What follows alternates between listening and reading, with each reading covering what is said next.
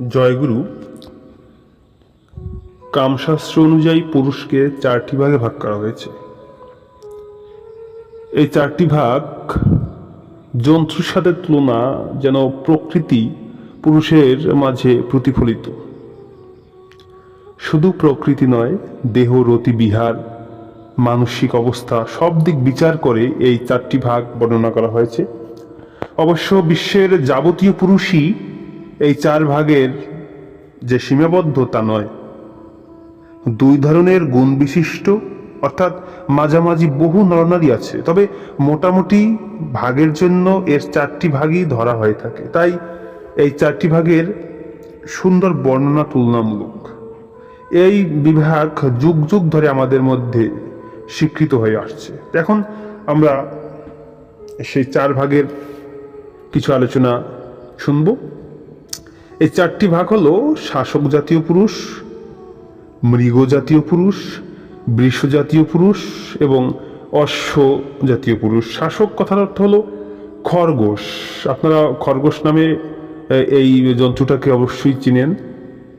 তা এই খরগোশের বৈশিষ্ট্যের উপরে পুরুষের একটা ভাগ, এরপরে মৃগ, হরিণ, বৃষ, ষাঁড় এবং অশ্ব অর্থাৎ ঘোড়া, এই চার প্রকারের পুরুষ রয়েছে। আজকে আমরা বিশেষ করে শাসক বা খরগোশ জাতীয় পুরুষের লক্ষণ এবং গুণাগুণ সম্পর্কে জেনে নেব।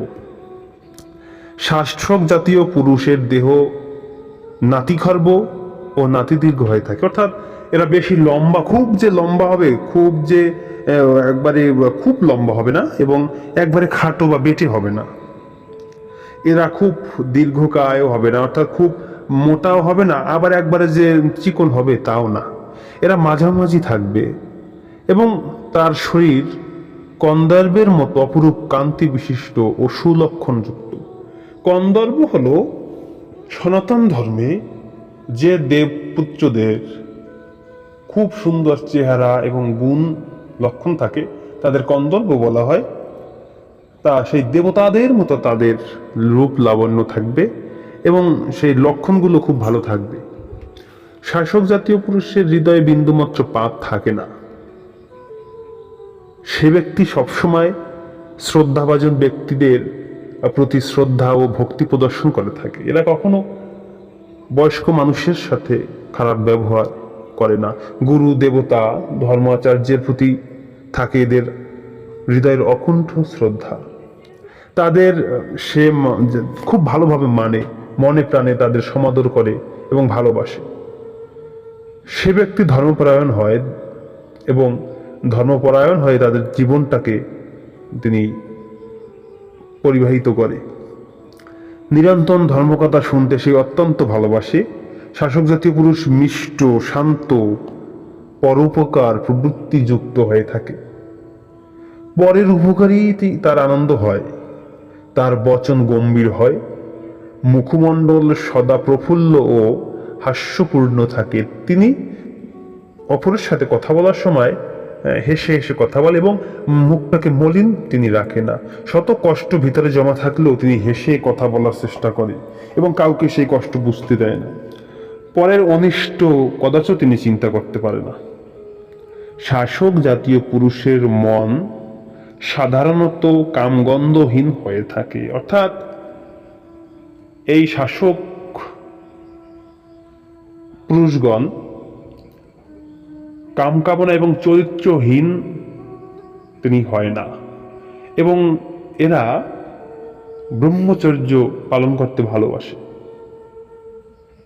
তাই এদেরকে চার জাতীয় পুরুষের মধ্যে শ্রেষ্ঠ বলা হয়। তারা হয় প্রকৃত হৃদয়গত প্রেমিক, উচ্চ মানসিক প্রেম তারা পছন্দ করে।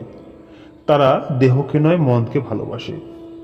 তারা হয় একনিষ্ঠ, একজনকে প্রকৃত ভালোবাসতে চায়। বিভিন্ন নারীর প্রতি তাদের আসক্তি দেখা যায় না। তাই এরা আধ্যাত্মিক উন্নতি করতে ভালোবাসে এবং এদের দ্বারা যোগ, ধ্যান, প্রাণায়াম, যে অষ্টাঙ্গ যোগের অঙ্গসমূহ এগুলো এরা করতে ভালোবাসে এবং এদের দ্বারা যোগের সিদ্ধিপ্রাপ্ত হয়, কেননা এরা একনিষ্ঠভাবে সেই নিয়মগুলো পালন করতে পারে।